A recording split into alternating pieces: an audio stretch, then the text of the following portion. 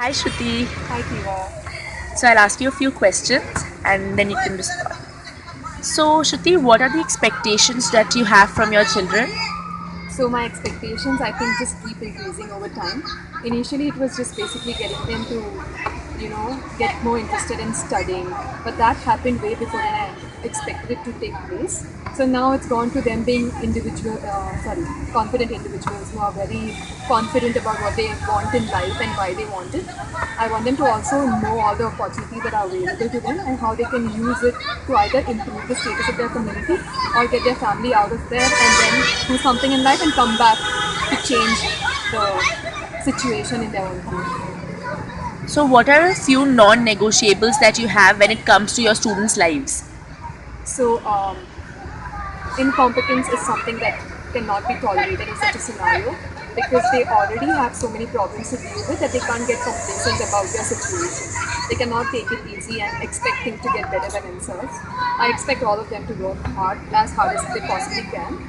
It need not necessarily materialize in the form of marks, but being a good human being, more about holistic development and how they behave with each other and the community, and basically being more selfless and more driven to change the world around them than just being selfish and thinking about their own needs. Great. So I'm going to ask you a little about the student vision scale. So how many of your students, you can give me a percentage, are at a 5 on the student vision scale? I think around one third of the class.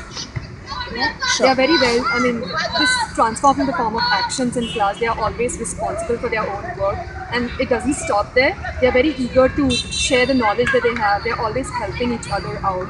They are very well behaved kids at home. They take initiative to help people in the school. Even if it's just a mama or a mommy who's cleaning the classroom, they will go and help them out themselves. So yeah. Great. And how many would you say are at a 4 and at a 3?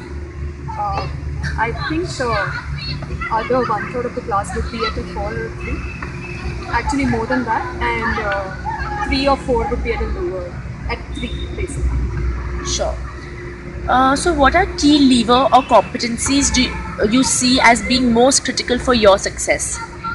So like, So I think I need to sort of let go of the control. I mean, I love to take charge and make sure that they're doing their work, but over time, I want to relinquish control and make sure that they are independent and take charge of their own learning. sure. And why do you think that is important? I think it's important because I'm unfortunately here for a very limited time, and I don't want them to ever slide down the scale that they are on. And once they have a personal code of conduct, it sticks for life. That's where I want them all to be.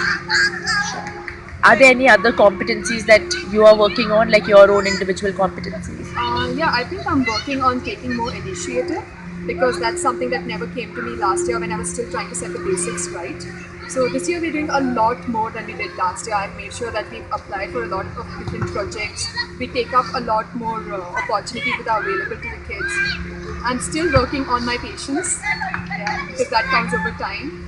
And I'm learning a lot with the 100 Artists project. So, I mean, as far as personal growth is concerned, it has reduced my barriers to such an extreme.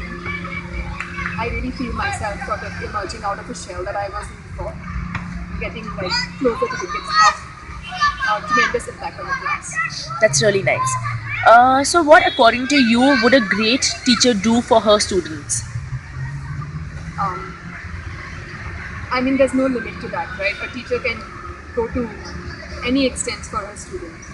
I mean, I've tried as much as I could possibly do, but I think a great teacher would always be there for the students, no matter which part of the country or the world she is in. So I want to have that with my kids, where they feel safe and they feel that they can sort of come to me whenever they are in need. Yeah, and I also think that a perfect teacher should be able to adjust herself according to every child's need. It should not be that the teacher is teaching and the children have to adjust to her, but then the teacher has to adjust to whatever the cater Sure. to their needs. Sure. So how many of your students are young people you would want your own children to get to know? I'm sorry. So like, say if you had your own children, like how many of your own kids do you think are young people you would want your own kids to interact with and to get to know? I think I would want every kid to be known by my kids because they are so different and they are so great as individuals. Every kid in my class is so different, from the way they think to the way they behave, and they are just such amazing people. And I can't stop talking about them once I get started.